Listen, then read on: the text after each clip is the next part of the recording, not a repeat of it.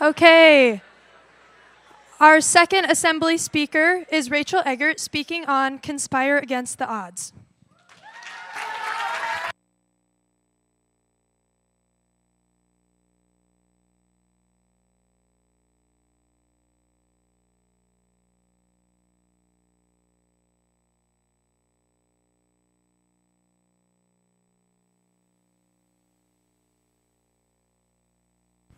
Today, I want to take you on a trip down memory lane to one fateful day 3 years ago, a day that changed my life forever.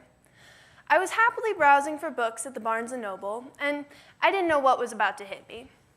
After being somewhat disappointed by their young adult section, I waltzed back towards the bathrooms and happened across the discount cart. I glanced over the cart, not expecting much, when my life changed forever. I saw it. The book Unsolved Mysteries by Joel Levy.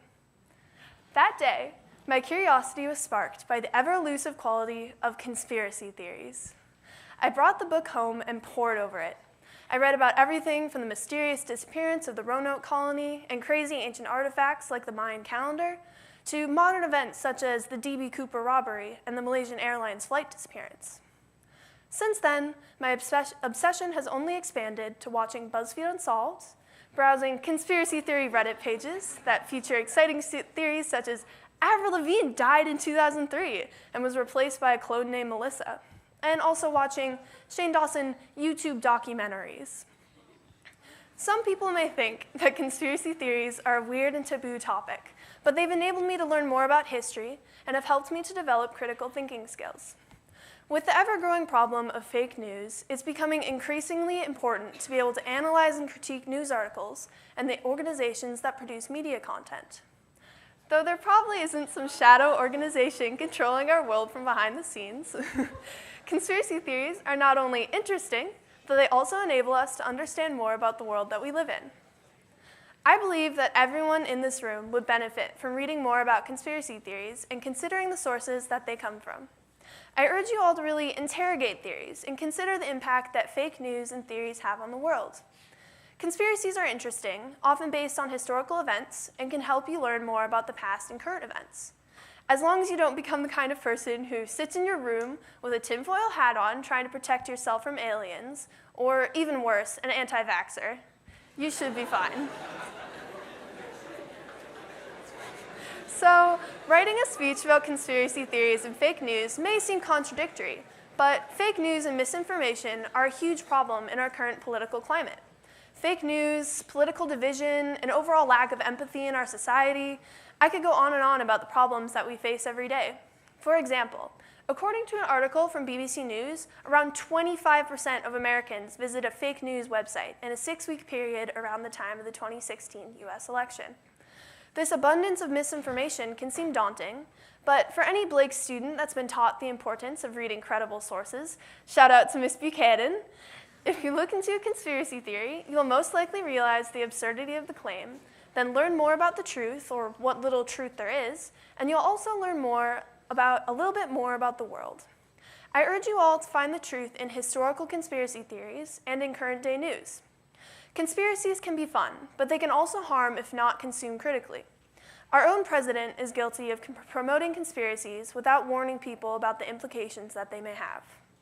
According to Alternet.org, there are at least 58 instances of Trump promoting theories such as birtherism, the idea that mosques preach hatred of Americans, that Syrian refugees are part of some evil plot, and most commonly known, that immigrants are criminals and rapists. However, all of these theories have evidence against them and provide the opportunity for you to learn more about current issues in our world. I want you to critically analyze theories because oftentimes the research of theories leads to the discovery of historical truth. According to Tom Rogan, an international political commentator and writer, in his 2013 article, Why Conspiracy Theories Are Good for America, in the end, the desire to know leads to the great majority's acceptance of reality. And in that journey of discovery, this amazing story of human adventure is renewed again and again. The conspiracy becomes the servant of history. For example, the Bush did 9/11 conspiracy. I'm sure you've all seen memes, like this one, with a catchphrase like, "Jet fuel can't melt steel beams." Although it's been debunked many times, conspiracy theorists have examined the events of 9/11 time and time again, and only brought attention to the heroism, such as the actions of the passengers on Flight 93 or the first responders that came to the rescue after the towers fell. Conspiracy curiosity leads us to learn more about American history. For thousands of years, humans have evolved as a storytelling society, and when you think about it, conspiracy theories are another kind of weird form of storytelling. Studies have overwhelmingly shown that storytelling helps develop empathy and increases cognitive abilities. According to an article from the British Psychological Society, quote, people who reported reading more fiction tend to have a better developed social cognition, and reading prize-winning short stories for even a short period of time appears to improve participants' theory of mind, further strengthening the idea that storytelling can train the mind to see the world through different viewpoints, unquote. If we as a society and the Blake community can become more empathetic, we can make our world a better place, be happier, and even improve our discussion skills, which we all know we need. In another vein, political division is a huge problem in our society. However, according to a survey done by the Washington Post, Democrats, Republicans, and independents have similar disposition towards thinking conspiratorially. Despite our differences in political beliefs, conspiracy theories remain a constant. In this way, we can better see other points of view under the commonality of the conspiracy. Hopefully, learning that will help us be less skeptical of each other. Picture this.